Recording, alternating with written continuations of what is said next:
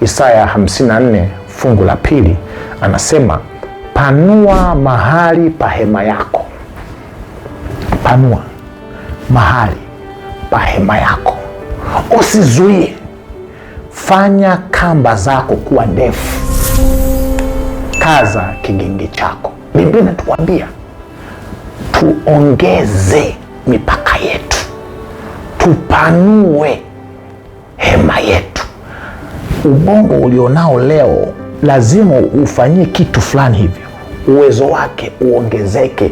Wanasema ubongo wetu ni elastic, unavutika, una uwezo wa kuvuta katika kiwango ambacho utakuwa na uwezo wa kupokea makubwa kutoka kwa Mungu, kutoka kwa Mungu. Panua uwezo wako kupokea mambo makubwa, ili uwezo wako uko proportional na maono yako. Mwenye maono machache, madogo, ya chini, manyonge, asitegemee vikubwa vya Mungu.